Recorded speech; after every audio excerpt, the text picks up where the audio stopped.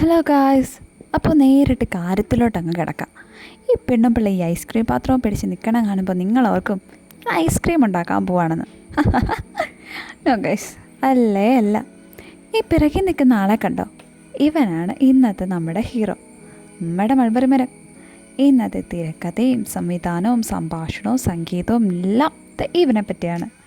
കുറേ മൾബറിക്കായൊക്കെ വീണ് പോയിട്ടോ, എന്നാലും ഇഷ്ടം പോലെ ഇനി ഇതിലുണ്ട്. പിന്നെ വെച്ച് താമസിക്കണോ, ഒരു ജാം അങ്ങ് ഉണ്ടാക്കാമെന്ന് വെച്ചു. കുറേ നാളായി ഓർക്കുക. എന്തായാലും ഇന്നതങ്ങ് നടത്തിക്കളയാം. അതല്ലേ അതിൻ്റെ ഒരു ഇത്. ഏത്? അത് തന്നെ. അല്ലേലും നമ്മൾ നട്ടുപിടിപ്പിക്കുന്നതിൽ ഏതെങ്കിലും ഒരു ചെടിയിലൊരു പൂവോ കായോ ഒക്കെ ഉണ്ടാകുമ്പോൾ അത് വേറൊരു ലെവൽ ഹാപ്പിനെസ് തന്നെയാണല്ലേ. തുടുത്ത കുഞ്ഞു മൾബറിയെ ഞെക്കിപ്പിച്ചാതെ പറിച്ചെടുക്കുക തന്നെ ഒരു ടാസ്ക്കാണ്. പക്ഷേ ഇമ്മിണി കുറച്ച് അതോടൊപ്പം വായിലിടുവാണെങ്കിൽ തെല്ലൊരു സന്തോഷവും കിട്ടും. ഇത് കണ്ടില്ലേ, കയ്യിൽ കിട്ടിയ സുന്ദരിമണികളെ മെല്ലെ മെല്ലെ കൊണ്ടു ചെന്ന് പാത്രത്തിലിട്ടു. പാത്രത്തിലിട്, ചെല്ല്. ചെന്ന് പാത്രത്തിലിട്ടു. ഇനി ഈ പാത്രം നിറയ്ക്കണം. അതാണ് അടുത്ത ടാസ്ക്. താഴത്തെ കൊമ്പിലുള്ളവരെയൊക്കെ പറിച്ച് ടപ്പയിലോട്ടാക്കി കഴിഞ്ഞപ്പോൾ മേളിലെ കൊമ്പിലുള്ളവർക്ക് ഒരു സങ്കടം.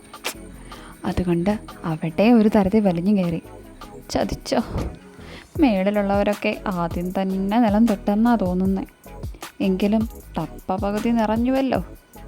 ആശ്വാസം. താഴോട്ട് ചെരുപ്പിടാതെ ഇറങ്ങിയതിൻ്റെ ആഘാതം ഉപ്പൂറ്റിയിൽ അറിയാമായിരുന്നു. മൾബറി നീര് ഒരു വിധത്തിൽ ടപ്പ നിറച്ചു. നിറഞ്ഞ ടപ്പയുമായി വീടിനുള്ളിലേക്ക്. ഇനി ഇവന്മാരെയൊക്കെ ഒന്ന് കുളിപ്പിച്ചെടുക്കണം. അതാണ് അടുത്ത പരിപാടി. നല്ല തണുത്ത വെള്ളത്തിൽ മൾബറിക്കുട്ടന്മാരൊക്കെ അങ്ങ് തിളങ്ങി. അങ്ങോട്ടും ഇങ്ങോട്ടും തിരിച്ചും മറിച്ചും ഒക്കെ കഴുകിയെടുക്കണം. നല്ല മതി കേട്ടോ.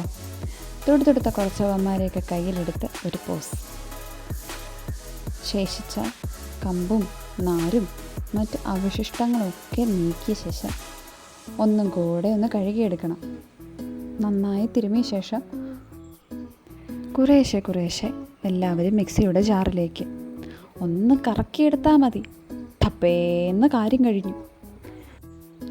തൊടുത്ത മൾബറിക്കുട്ടന്മാരൊക്കെ മൾബറി നീരായി പരിണമിക്കാൻ അധികം നേരം വേണ്ടി വന്നില്ല.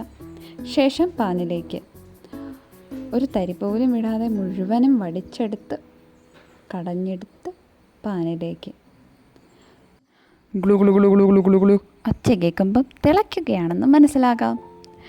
ആവശ്യത്തിന് പതയൊക്കെ വന്ന് നന്നായി തിളയാകുമ്പോഴേക്കും നമ്മൾ ഒരു ഐറ്റം കൂടെ ചേർക്കണം. അതെന്താണെന്നല്ലേ? ചിരണ്ടി വെച്ച ശർക്കര.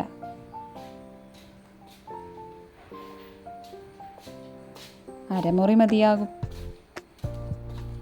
മധുരം വേണ്ടവർക്ക് കുറച്ചും കൂടെ കൂടുതലായിട്ട് എടുക്കാം. അതിനുശേഷം ചിരണ്ടി വെച്ച ശർക്കരയും കൂടെ ചേർത്ത് നന്നായിട്ട് ഇളക്കുക. കൈ വിടാതെ ഇളക്കണം, അല്ലെങ്കിൽ പാനിൽ പറ്റിപ്പിടിക്കാനായിട്ടുള്ള സാധ്യത കൂടുതലാണ്. നല്ല കുറുക്ക് പരുവമാകുന്നത് വരെ നമ്മൾ കൈവിടാതെ ഇളക്കിക്കൊണ്ടിരിക്കുക.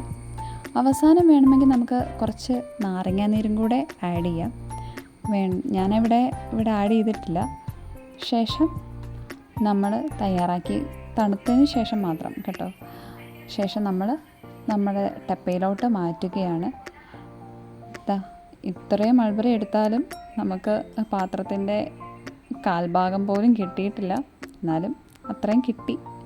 അത് വലിയൊരു കാര്യം തന്നെയാണ്. ശേഷം നന്നായിട്ട് അടച്ച് നമുക്ക് ഫ്രിഡ്ജിലോ ഫ്രീസറിലോ വെക്കാം. അപ്പം ഇന്നത്തെ വീഡിയോ ഇത്രയേ ഉള്ളൂ. Like, share and subscribe.